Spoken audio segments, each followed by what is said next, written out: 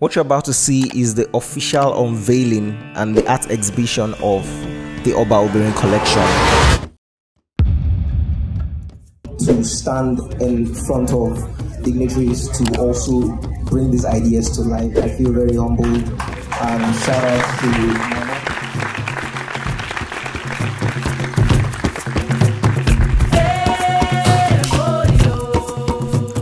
societies throughout Africa have preserved knowledge about the past in written, verbal, or art forms.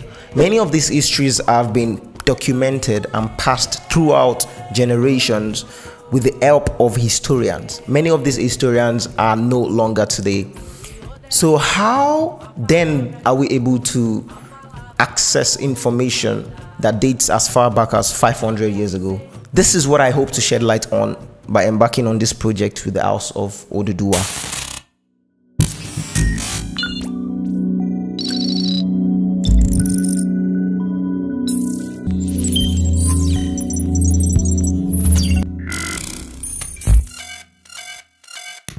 Female kings in history have historical significance. They lived through time, and we cannot deny the imprints they had in their history. We had Ooni who happened also to be the first and only female Ooni of the great Ile-Ife kingdom. There is also the account of Alaafin who is the first and only Alaafin of the great Oyo Empire. She was described to be fierce.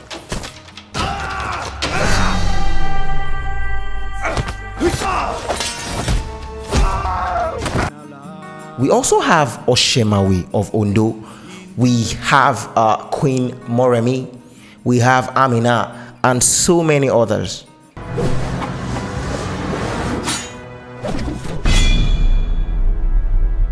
I am my champion. When we talk about female kings, there is very little knowledge that people have of these individuals. I was asking many of my friends what they thought about female kings. Like, can you just, off the top of your head, list some names of historical female kings? And people don't really know. People don't know. That is the purpose of this project. I hope to shed more light and also inform people and also educate you about your history. We are Africans and we lived a great time, especially before the advent of colonialism. We had our own way of doing things. And we also gave women their chances. Women ruled, and there was significant progress during their reign that was documented. Alaafin Ajun Orongpotoniyo. She's simply called Orongpoto, and she was the first and only female Alaafin of Oyo. She ruled the Oyo Empire in the 16th century. Speculatively from 1554 to 1562. The Oyo Empire was established in Western Africa. This was around 1660 AD. Oyo is a Yoruba empire which grew to be one of the largest and most influential in West Africa. A predecessor and older brother, Egugu Ojo, did not have any male successors, so Orongpoto succeeded him after his death, getting the title as, in quote, King, end quote, of Oyo. Before then, she was a female regent that helped drive the Nupe from Oyo in 1555 after a protracted battle. She was popularly known as the custodian of the vagina that kills evil plots because of her tactful and skillful reign as ruler and commander. She was also known for her use of horses in military combat because she was a skilled rider herself. In the year 1557, she went as far as Timbuktu to import horses for her renowned cavalry and employed 1,000 archers on horseback to shoot the enemies with poisoned arrows. Our cavalry men and ingenious strategies were well respected. According to the tales, she moved her warriors to attack enemies by keeping her foot soldiers in front and the cavalrymen behind. She's said to have died in battle, one of the few Alaafins to have actually died in combat. She devised an ingenious way of moving her warriors to attack enemies, foot soldiers in front and the cavalrymen behind. Many of the male Alaafins were administrators who appointed generalissimos to lead the army on their behalf. Just only a few of them fought in battle. A number died through traditional suicide. She was different. As reported, she fell under many arrows. She opened her mouth, exposing her teeth as though she was grinding. The opponent party, thinking she was confidently laughing at them, fled the field. Alaafin Ajun, she was so different. Improving the status of women also enhances their leadership capacity at all levels and in all spheres of life.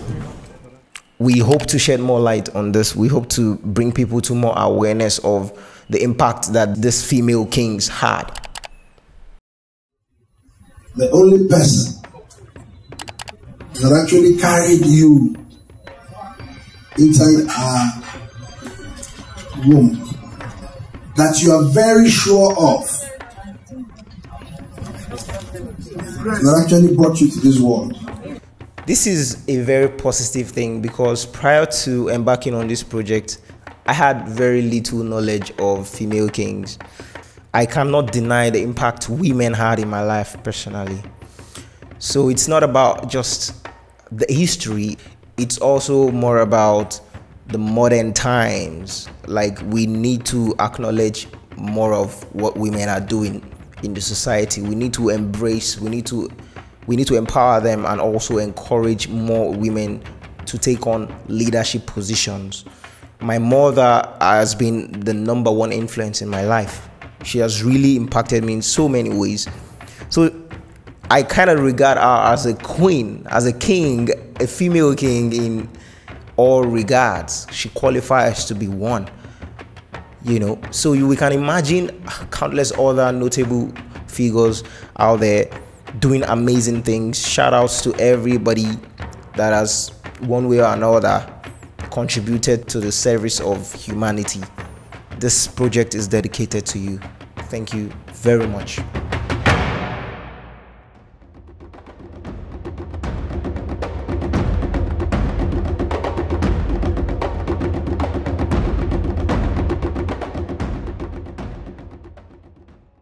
Now we're talking about the history of Oshemawe. Ondo is an ancient Yoruba kingdom situated about 40 miles southeast of Ife. According to the book The History of the Yoruba People, published in the year 1921, historian Samuel Johnson said that it was founded from Old Oyo, but local tradition says that the people of Ondo actually came straight from Ife. The story goes that one of Oduduwa's wives bore twins. Now, not all parts of Yoruba land have always accepted twins, and as told, in those ancient days, twins were killed. Oduduwa, fearing for the safety of these children and his wife, sent them away from Ife to another part of the land that was more acceptable of twins. One was a boy, the other was a girl, while the male was the older child.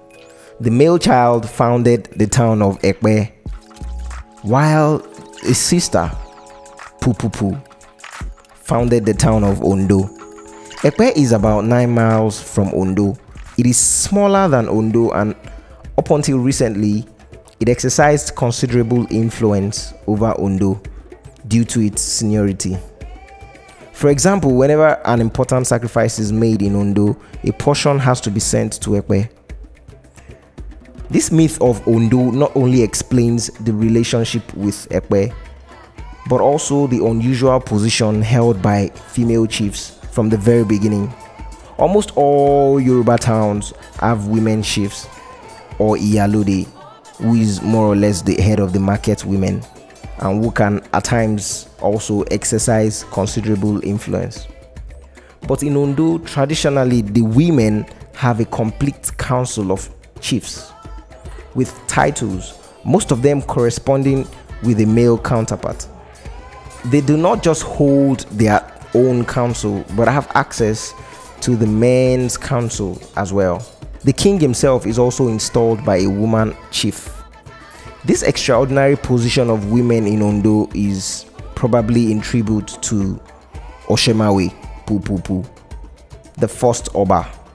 Although the people later chose her son, Airiro, to succeed her, they still made important concession in conferring important titles on women.